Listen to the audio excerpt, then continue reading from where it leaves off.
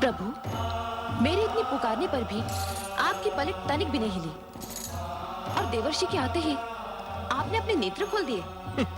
अर्धांगिनी की अपेक्षा भक्त के प्रति भगवान को विशेष सचेत रहना पड़ता है। नारायण नारायण। प्रभु, आपने इस भक्त को प्रसन्न करने के लिए देवी सती को कुंठित कर दिया। कुंठित? मैं? कदापि नहीं। कभी-कभी थोड़ी बहुत उल्हाने, थोड़े हास्य, थोड़े परिहास, इन्हीं से तो पति पत्नी का प्रेम बढ़ता है ना प्रभु? तुम्हारा मंतव्य है कि प्रेम के विस्तार के लिए मैं भी ये सब करूं?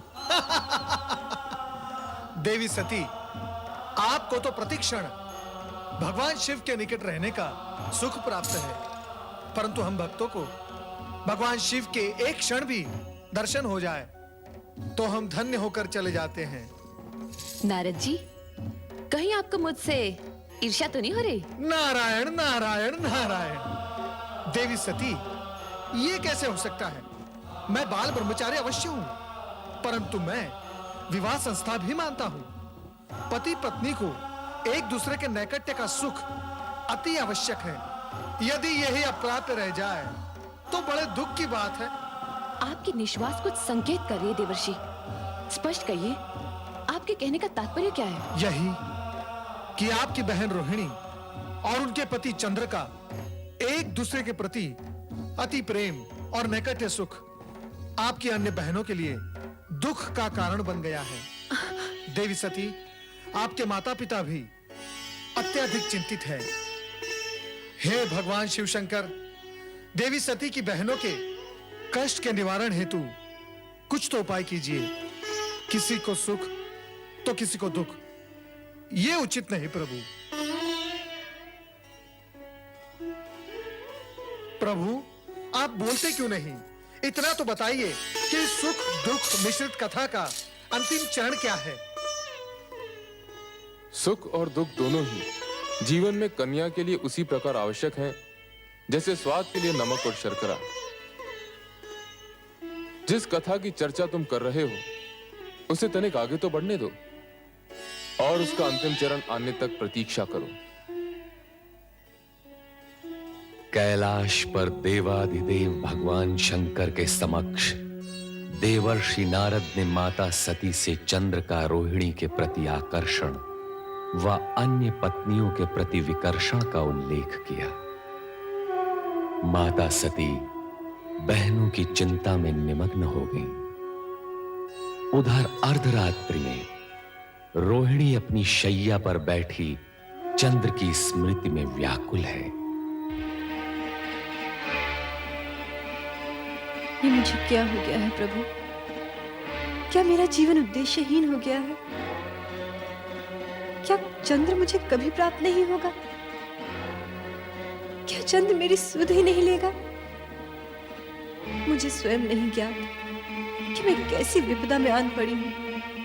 हे परमेश्वर, मेरा जीवन क्या निरर्थक है? नहीं नहीं, मेरा जीवन निरर्थक नहीं हो सकता। मैं इस जीवन को ऐसे ही व्यतीत नहीं करूंगी। मुझे अपने जीवन के बारे में सोचना होगा मुझे। मैं अपने चंद्र के बिना नहीं जी पाऊंगी, मैं नहीं जी पाऊंगी। हे भगवान, तुम्हें यदि सृष्टि रचना करनी ही थी तो मानव क्यों बनाया? और यदि मानव ही बनाना था तो उसे हृदय क्यों दिया? और यदि उसे हृदय देना ही था प्रभु, तो उसमें प्रेम क्यों समोया? ये मेरी सोच से परे है प्रभु। मैं आज तक इसका कारण नहीं जान पाई। मुझ पर कृपा करो प्रभु। मेरे चंद्र से मुझे शीघ्र मिला दो प्रभु।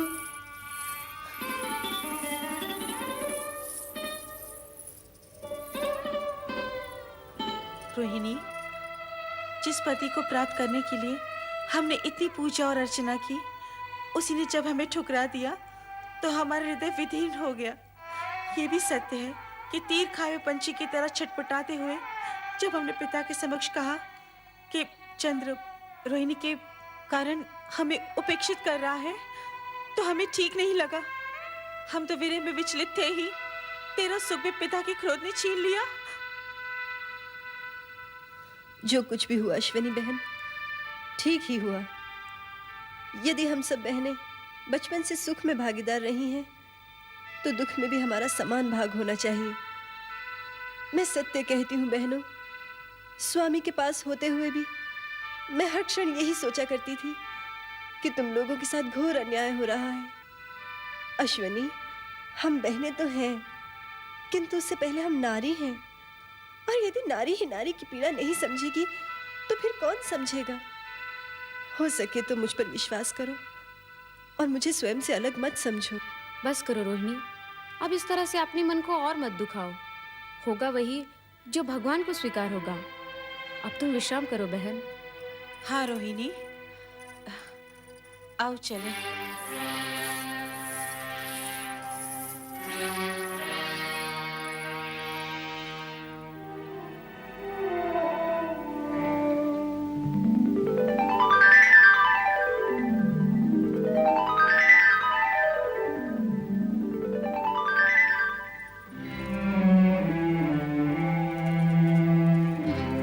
प्रिय, स्वामी आप?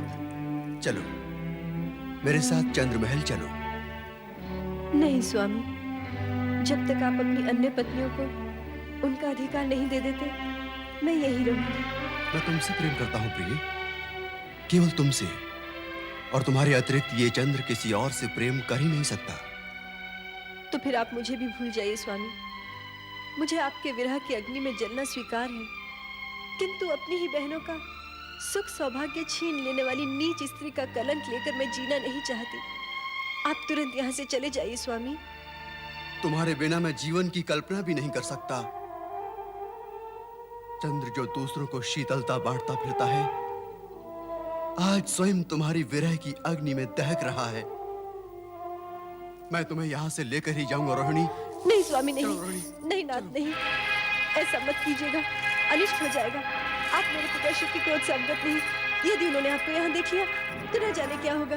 मुझे छोड़ दीजिए स्वामी, छोड़ दीजिए। चंद्र, तेरी ये उदंडता, नीच पापी, छोड़ दे मेरी पुत्री को। ये मेरी पत्नी है और अब आपका इस पर कोई अधिकार नहीं। पत्नियां तो यहाँ तुम्हारी और भी हैं। ले जाना है तो सभी को ले जाओ।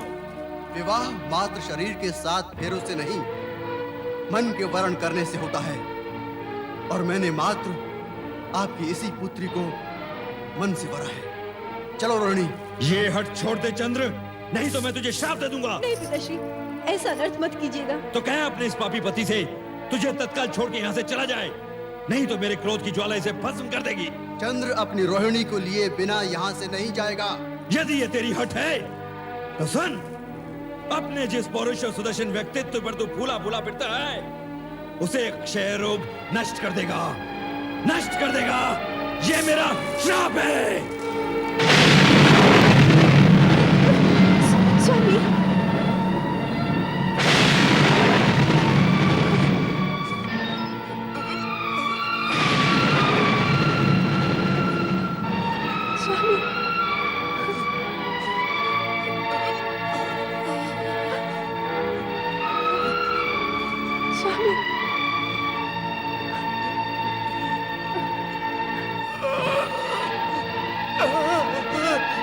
स्वामी, स्वामी,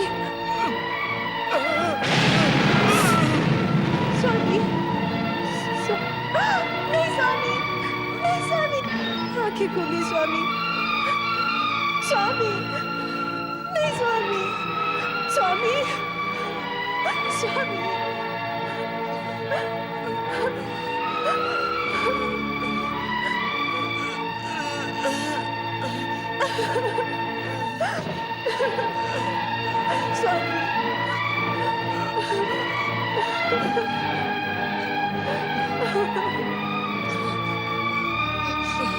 स्वामी, स्वामी, कुछ बोलिए स्वामी।